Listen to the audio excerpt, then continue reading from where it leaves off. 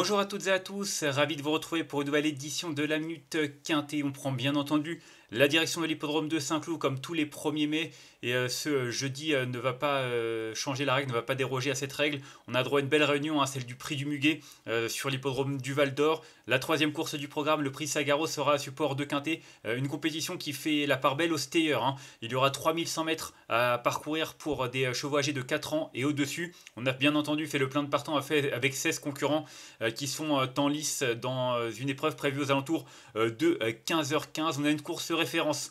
Bien entendu, on en a toujours avec ces stayers puisqu'ils se retrouvent régulièrement dans cette catégorie. Et c'est vrai que le 1er avril à Fontainebleau, on a 10 concurrents qui se sont affrontés, qui recourent cette compétition de jeudi. Et notamment le vainqueur, hein, le numéro 8, Guinness Star, que j'ai retenu en tête de ma section. Je pense vraiment que pour la victoire, ça va être très serré.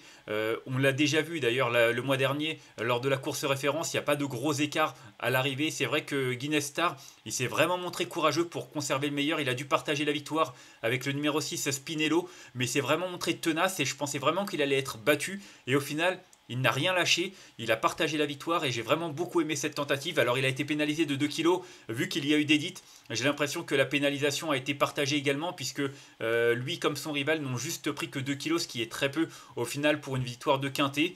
Et il a encore de la marge, clairement. Et puis c'est vrai qu'il n'avait que 2 courses dans les jambes. C'est un cheval de 5 ans qui n'a pas énormément couru, qui à mon sens n'a pas atteint ses limites et qui peut justement les repousser et remporter un nouveau Quintet. En tout cas, moi j'y crois et je l'ai retenu en tête.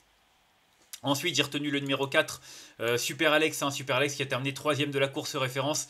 Il court après son quintet, hein, il n'a pas réussi à le remporter en obstacle. Il aimerait bien le remporter en plat du haut de ses 10 ans, il a de beaux restes. Il vient de terminer 3ème, comme je l'ai dit, de la course référence après une bonne rentrée où il avait terminé 2ème. C'est un cheval qui a beaucoup de tenue. Ce qui est drôle, c'est qu'il débute sur l'hippodrome de Saint-Cloud, du haut de ses 10 ans. C'est assez atypique, mais je pense que le parcours va lui convenir parfaitement. C'est un cheval qui est peut-être un peu plus à l'aise en terrain souple, assez souple, mais il a quand même des références à faire valoir en bon terrain. Donc voilà, d'ailleurs la dernière fois il était bon souple à Fontainebleau. Moi j'y crois. Je pense vraiment que c'est un concurrent qui mériterait de trouver sa course. En tout cas, à mon avis, c'est une bonne base pour les amateurs de tierces écartées quintées. Et logiquement, il sera très plébiscité par les parieurs. Ensuite, j'ai retenu en 3ème position le numéro 6 Spinello, vainqueur, hein, de la course référence, hein, en compagnie du numéro 8 Guinness Star. Il courait très très bien. C'est vrai que, comme j'ai dit, je pensais qu'il allait faire qu'une bouchée de Guinness Star. Finalement, il a partagé la victoire avec son rival, ce qui est au demeurant une très belle tentative, une très belle performance, puisqu'il a quand même remporté son quintet à l'occasion de cette compétition. Il n'a été pénalisé que de 2 kilos, du coup il est en 35,5. Il faut quand même se souvenir qu'à l'âge de 3 ans, il terminait 5ème d'un quintet du côté de Longchamp, valeur 36,5. Il a encore 1 kilo, j'ai l'impression, dans les mains pour bien faire. Donc voilà, je pense que ça fait partie des priorités des concurrents capables de jouer les premiers rôles. Pour moi, il a encore, comme le numéro 8, une autre épreuve de ce style dans les jambes à cette valeur. À lui de le montrer, en tout cas, il a le même numéro dans les stalles qu'à Fontainebleau. C'est peut-être un signe, mais voilà, moi je l'ai retenu seulement 3ème. Il faut faire des choix au niveau de la hiérarchie, mais clairement, il fait partie des concurrents capables de l'emporter.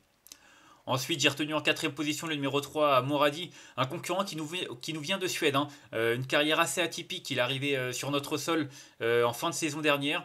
Et c'est vrai qu'il a connu des fortunes diverses sur la PSF de Chantilly. Et puis, il a très bien couru pour son premier essai dans les handicaps en France en se classant 4ème de la course référence derrière les 3 concurrents que je viens de citer. La performance est excellente. Clairement, il est compétitif à cette valeur. Le terrain est à peu près le même. Non, il n'y a pas de raison qu'il ne confirme pas, voire même qu'il confirme et qu'il progresse, hein, qu'il affiche des progrès, puisque c'est un poulain de 4 ans et qu'on ne connaît pas trop ses limites. Mais clairement, en tout cas, il est compétitif en valeur 37 et moi je m'en méfie. J'ai retenu seulement en 4ème position, comme lors de son classement il y a un mois, mais il est capable de monter sur le podium et ce serait vraiment pas étonnant. Ensuite, j'ai retenu en 5ème position le numéro 2, Tic Tac. Alors lui, il a déçu lors de la course référence. C'est marrant parce que lui aussi vient de Suède. C'est assez atypique d'avoir des concurrents au galop, en tout cas, qui nous viennent de Suède et qui évoluent en France. D'habitude, on a plus l'habitude de voir des trotteurs, hein, qui sont d'origine suédoise ou scandinave. Maintenant, c'est un cheval qui lui aussi a montré de la qualité sur notre sol et beaucoup de tenue, hein. Il est passé par la case réclamée lors de son arrivée en France. Derrière, il a monté les échelons, il a montré qu'il valait mieux que ça. Et c'est vrai que pour ses débuts dans les handicaps, dans la course référence, il n'a pu faire mieux que 10e, mais il vaut mieux que cette tentative, hein. C'est vrai que cette 10e place ne reflète pas sa vraie valeur. Il a en plus été baissé d'une livre sur l'échelle des poids, donc attention, associé à Mikel Barzalona, il est capable de remettre les pendules à l'heure.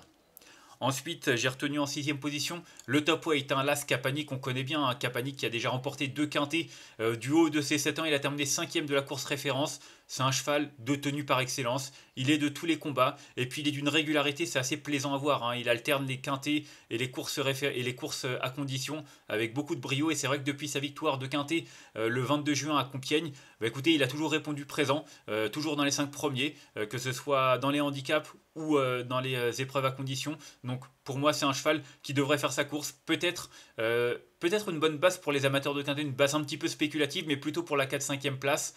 Mais c'est vrai qu'avant le coup, il est barré par quelques concurrents à cette valeur. Je le vois plutôt pour une petite place.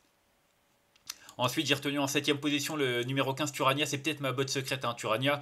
C'est un cheval qui a quand même terminé deuxième de cette épreuve l'an passé, hein. Cette épreuve l'an passé se disputait fin mars et il avait pris la deuxième place en valeur 35,5. Il est désormais en 32,5. Ses 3 dernières tentatives, c'était sur 2400 mètres. Alors la dernière à Longchamp n'est pas extraordinaire, mais les 2 d'avant, 5e et 6e de quintet, c'est vraiment pas mal. Il a prouvé qu'il était compétitif.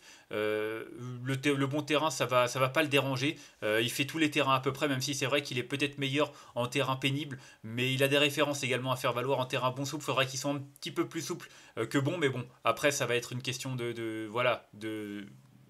terrain tout simplement, mais ce que je veux dire c'est qu'à cette valeur en bas de tableau, je trouve qu'il a une belle carte à jouer, c'est vraiment un outsider très séduisant. Et enfin, en 8e position, j'ai retenu le numéro 7, Roudoudou, qui vient de causer une déception, hein.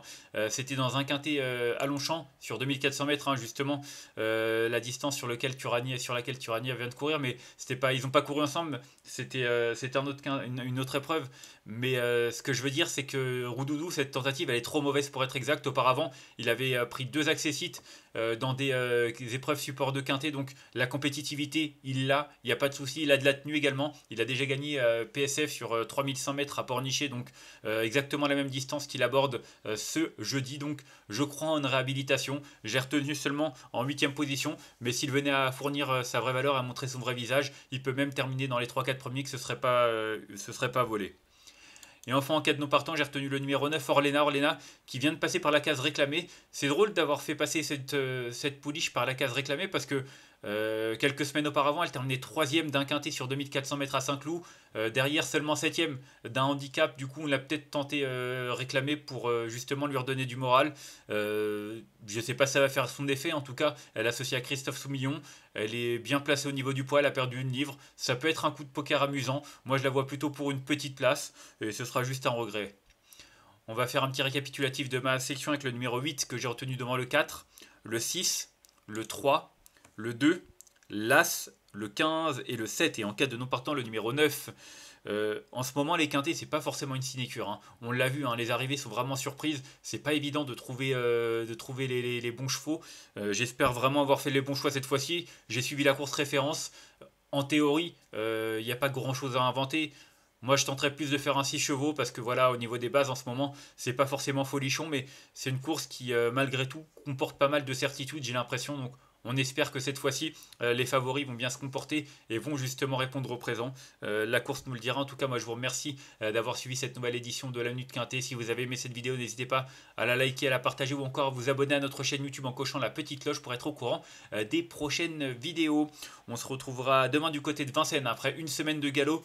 Les trotteurs qui reprennent un peu le pouvoir pour une réunion intéressante sur l'hippodrome de Vincennes. D'ici là, je vous souhaite une excellente journée et de bons jeux à tous. Bye bye.